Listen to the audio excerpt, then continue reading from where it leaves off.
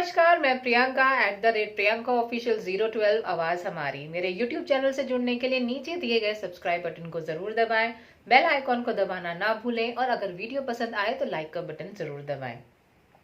आज का मुद्दा में मोहन भागवत को अचानक से फिर मुसलमान याद आ गए हैं। जैसे जैसे 2024 पास आता जा रहा है वैसे वैसे ही बीजेपी और मोहन भागवत यानी कि आरएसएस को लगातार मुसलमान याद आते जा रहे हैं। फिर से वही हिंदू मुस्लिम की राजनीति शुरू हो गई है और इस बार तो मोहन भागवत ने यहां तक ये कह दिया कि भाई मुसलमान को हमारे देश के अंदर डरने की जरूरत नहीं है। कौन डर रहा है, उनको किसने कहा कि मुसलमानों को हमारे देश के अंदर यानी कि भारत देश के अंदर डर लग रहा है? उनको अचानक से एकदम से कैसे याद आ गया कि इतने साल मुसलमानों ने भारत देश के ऊपर राज किया और अब उनको खुद को बड़ा नहीं समझना चाहिए, यानी कि इतने साल उन्होंने राज किया तो वो खुद को अपने आप को भारत देश के अंदर बड़ा समझने लगे हैं और खुद को हिंदुओं से ऊपर समझते हैं, अपने आप को उनसे ज्यादा अच्छा समझते हैं। ऐसा कोई स्टेटमेंट मुसलमानों की तरफ से तो नहीं आया या फिर किसी मुसलमान नेता की तरफ से नहीं आया, लेकिन अचानक से मोहन भागवत को ये चीजें पता चल गई हैं और उनको याद आ गया है कि मुसलमान जो हैं वो इस तरह की चीजें सोचते हैं। आखिर ऐसा क्या हो जाता है इलेक्शन आते आते कि मुसलमानों को उकसाने की या उनके ऊपर इस तरह के स्टेटमेंट देने की जरूरत पड़ जाती है आरएसएस प्रमुख मोहन भागवत को या फिर बीजेपी के कुछ लीडर को? आपको याद ही होगा कि साध्वी प्रज्ञा ने भी अभी हाल ही में एक स्टेटमेंट दिया था कि अपने घरों के अंदर हथियार रखिए, चाकू छुरी जो है वो तेज करके रखिए, कभी भी आपको जरूरत पड़ सकती है। हमारे देश के अंदर संविधान है, हमारे देश के अंदर कानून है, लॉ एंड ऑर्डर है। क्या बीजेपी की सरकार होने के बावजूद आरएसएस बीजेपी को सपोर्ट करती है? सरकार जो है वो बीजेपी की है सेंट्रल में और उत्तर प्रदेश के अंदर भी, लेकिन साध्वी प्रज्ञा को फिर भी मुसलमानों से डर लगता है। उनको अपने ही उत्तर प्रदेश के कानून पर, योगी जी पर, हमारे देश के जो होम मिनिस्टर हैं अमित शाह जी पर उनको भरोसा नहीं है। अब अचानक से मोहन भागवत जी को ये याद आ गया कि हमारे देश के मुसलमान अपने आप को बड़ा समझने लगे हैं। इस तरह के बयानबाजी संविधान के खिलाफ है, क्योंकि संविधान में हर एक नागरिक को एक जैसा समझा गया है। फिर मोहन भागवत जी कौन होते हैं उस संविधान को चैलेंज करने वाले? क्या प्रधानमंत्री मोदी जी मोहन भागवत के इस स्टेटमेंट से सहमत हैं? क्या इस तरह की बयानबाजी जो मोहन भागवत करते हैं वो देश के अंदर जो तुष्टीकरण की राजनीति है, जो मुसलमानों में आक्रोश है, उसको बढ़ाने का काम नहीं करेगा? क्या हिंदू मुस्लिम के अंदर खाई खोदने का काम इस तरह के दल नहीं करते हैं? अभी बजरंग दल जो है पठान मूवी के विरोध के अंदर थिएटर के अंदर तोड़फोड़ करते पाए गए। कई ऐसे बच्चे, मैं उनको बच्चे ही कहूंगी क्योंकि आपने अगर वीडियो देखी हो जब उन्होंने तोड़फोड़ की थिएटर में गुजरात के अंदर 21 साल के ज्यादा से ज्यादा 20-25 साल के अंदर के जो बच्चे हैं वो इस तरह की हरकतें कर रहे हैं और अब उनको पुलिस ने गिरफ्तार कर लिया है, वो सलाखों के पीछे है। ऐसे बच्चों को भड़का करके उनसे पब्लिक प्रॉपर्टी तोड़वाना, उनसे इस तरह के असंवैधानिक काम करवाना, इलीगल काम करवाना, उनको उकसाना, इस तरह की राजनीति कब तक हमारे देश के अंदर फलती फूलती रहेगी और हमारी जो सरकारें हैं वो इनको सपोर्ट करते रहेंगे? क्यों इन ऐसी चीजों के ऊपर एक्शन नहीं लिया जाता?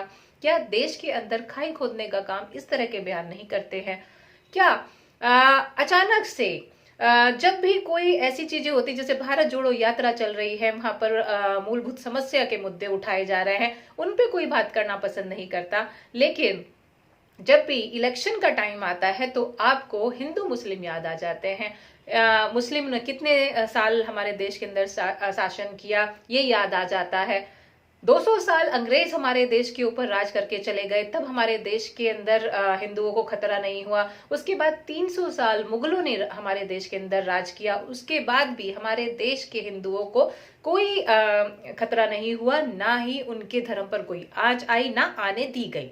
लेकिन उसके बाद भी अचानक से जब भी इलेक्शन आते हैं तो हिंदुओं पर खतरा मंडराने लग जाता है या मुसलमानों पर खतरा मंडराने लग जाता है। इस बार तो किसी फिल्म अभिनेता ने भी इस तरह की स्टेटमेंट नहीं दिए कि उनको इस देश के अंदर डर लग रहा है। अचानक से मोहन भागवत को कहां से पता चल गया कि हमारे देश के अंदर मुसलमान घबराए हुए हैं।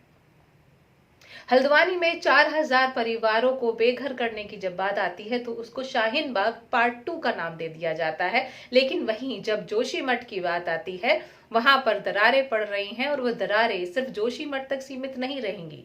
जिस तरह से पर्यावरण में बदलाव होता जा रहा है और इस तरह की एक आपदा उत्तराखंड पर आई है, वो धीरे धीरे आपके घरों तक भी पहुंच सकती है अगर उस पर सही समय से ध्यान नहीं दिया गया। सरकारें क्या कर रही हैं, उन पे क्या काम होना चाहिए, इस पर कोई बात नहीं करना चाहता।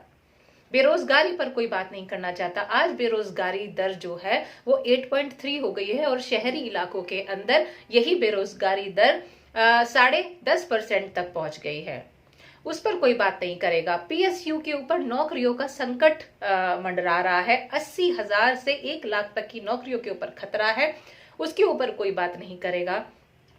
आपका जो देश के ऊपर कर्जा है वो पहले 2014 के अंदर 55 लाख करोड़ था। आज वही जो कर्ज है हमारे देश के ऊपर वो 100 लाख करोड़ कर्ज जो है हमारे देश के अंदर बढ़ गया है। आप अनुमान लगा सकते हैं कि इतनी बड़ी रकम अगर हमारी 7 पुश्तें भी निकल जाएंगी तो भी शायद हम चुकाने में असमर्थ रहेंगे। कैसे चुका पाएंगे, इसकी क्या पॉलिसी होगी सरकार की, कोई डिस्कस नहीं करता है। निर्मला सीतारमण पार्लियामेंट के अंदर ऑयल बॉन्ड को लेकर के जो 1 लाख करोड़ का बॉन्ड था उसको लेकर के आंसू बहाती हैं, लेकिन 100 लाख करोड़ आपके ऊपर कर्जा हो चुका है, देश के ऊपर कर्जा हो चुका है, उसके ऊपर कोई बात नहीं करता, उसके ऊपर कोई सफाई नहीं देता। बेरोजगारी दर बढ़ रही है। आपका गोल्ड लोन जो आप 5 किलो आटा गरीबों को मुफ्त में दे रहे हैं, हमारे देश के अंदर लगभग 100 करोड़ गरीब जनता है और उसको 5 किलो आटा देने की बात सरकार ने कही थी और कोविड के दौरान 5 किलो आटा दिया भी था। लेकिन वो 5 किलो आटा में भी लोगों का घर परिवार नहीं चला और उसके बाद 2016 के बाद गोल्ड लोन जो है वो 80% तक बढ़ चुका है।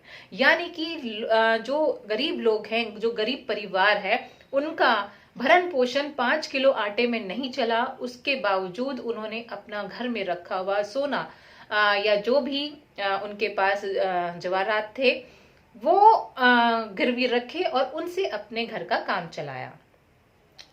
फैमिली हेल्थ सर्वे के अंदर ये भी पता चला है कि जो लैंड होल्डिंग कैपेसिटी है, लैंड होल्डिंग जो है लोगों की, वो भी 22% से कम हुई है, 22% तक कम हुई है। यानी कि 5 किलो आटा, फिर घर के जवारात बेच दिए गए और उसके बाद भी जब काम नहीं चला तो लोगों ने अपनी जमीन बेची अपना घर परिवार चलाने के लिए। स्कूलों के अंदर गुरु नहीं है, लेकिन हम विश्व गुरु बनने की बात करते हैं। यानी कि आप देख लीजिए, शिक्षा पे कोई बात नहीं करेगा, स्वास्थ्य पे कोई बात नहीं करेगा, गरीबी बढ़ती जा रही है, लोगों का भरण पोषण ठीक से नहीं हो पा रहा है, नौकरियां नहीं मिल रही हैं, युवा बेरोजगार है, इन पे कोई बात नहीं करेगा, महिला सुरक्षा पे कोई बात नहीं करेगा, किसानों के मुद्दों पर कोई बात नहीं करेगा। लेकिन बात कहां पर आती है? बात आती है हिंदू मुस्लिम पर। आखिर क्यों ऐसे बयान दिए जाते हैं? आखिर क्यों इस तरह की राजनीति की जाती है? कब तक हम लोग हिंदू मुस्लिम की राजनीति पर वोट मांगते रहेंगे? कब तक हम लोगों को ये डराते रहेंगे कि हमारे हिंदू धर्म पर खतरा है या मुस्लिमों को खतरा है, आप लोग दब कर रहिए, आप लोग पहले क्या सोचते थे तो वैसा मत सोचिए, अब आप जो है वो अपने आप को छोटा समझिए। इस तरह के बयानबाजी से क्या हर एक राजनीतिक दल को या फिर आरएसएस जैसे संगठन को बचना नहीं चाहिए? ये सब चीजें आप लोग जरूर सोचिएगा और ये जरूर अपने जहन में जब भी आप वोट करने जाएं या जब भी आप किसी पार्टी को चूज करें इलेक्शन के दौरान, वोटिंग के दौरान, तो आप ये जरूर समझिए कि हमारी मूलभूत समस्या क्या है, हमारे अहम मुद्दे क्या हैं। क्या हमारे देश के अंदर सही में हमारे धर्म को कोई संकट है? क्या आज हमारे देश के अंदर सबसे अहम जो समस्या है वो महंगाई, बेरोजगारी, महिला सुरक्षा, किसानों के फसलों के दाम ना मिलना?